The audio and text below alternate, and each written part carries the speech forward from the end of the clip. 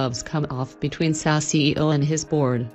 The relationship between the CEO of SAA, Vuyani Jarana, and the board of the beleaguered airline appears to have irretrievably broken down, with the board investigating the CEO for a breach of confidence and he, in turn, threatening legal action.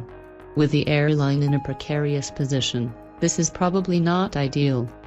The Board of SAA wants to know how Vuyani Jarana's resignation letter appeared in the public domain on Sunday, June 2, 2019. His letter caused considerable consternation in the aviation industry, media and society at large, given that it seemed to imply that SAA was being forced into business rescue through the actions of its shareholder of reference, the Department of Public Enterprises. The suspicion among board members is that Jarana himself leaked the letter to the media, in the process destabilizing the company. As a result, the board has made the decision to investigate the source of this leak and delegated the task to an SAA employee, apparently one of Jarana's junior staff members. This information is contained in a letter, dated June 5, 2019 that Jarana has addressed to SAA chairman J.B. Magwaza.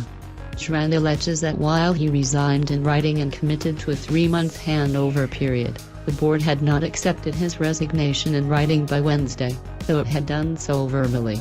Nor had it communicated any details on the handover period. The importance of knowing the effective date of resignation for a person of my caliber and standing is that resignation to me is not a matter of just walking away in a quagmire of controversy for its own sake, but includes the responsibility of winding up key programs preparing for a decent handing over, Jarana wrote. Instead of being apprised of his departure date, he was informed via telephone, by the junior staffer mentioned above, that the board had taken a resolution to investigate him. While the board would not comment, it is believed that members felt they had no choice in the matter following Jarana's resignation and negative publicity that ensued. The issue of who leaked the letter relates to matters of trust. If the CEO leaked the letter, why did he do so? What did he hope to achieve? And can the board trust him over the next 3 months? Handovers are sensitive at any level in an organization, but particularly so when one is in the C-suite of an entity whose very existence is precarious. If the CEO did not leak the letter, then the question is who did? According to Jarana, the investigation is further evidence of poor communication from the board. At no stage was I ever approached by the board to explain any issue relative to the leak or otherwise to the media of my letter of resignation. Clearly, the decision to investigate me was taken in a less open and non-transparent manner and in violation of my constitutional rights, he wrote.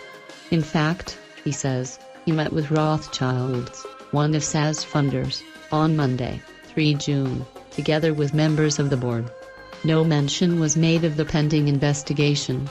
The above leads me to one inescapable conclusion that the board never intended to inform me of its decision to investigate me before such investigation was undertaken and afford me an opportunity to ventilate myself and seek legal advice. He adds that the conduct of the board feeds into the trajectory of constructive dismissal, witch hunt, vindictiveness, vengeance and personal vendetta. Adding to the twists and turns in the story, Jarana notes that on 4 June he received a copy of a letter from the National Transport Movement, presumably addressed to the board, that requested the board investigate him and made several slanderous allegations. Is the board's investigation against me in response to this letter? If so, it is perplexing. If not, the timing is coincidental and is suspicious. Jarana concludes his letter by demanding answers to specific questions in writing from the SAA board within 24 hours. He has reserved his right to seek legal advice on the board's unlawful and unconstitutional conduct.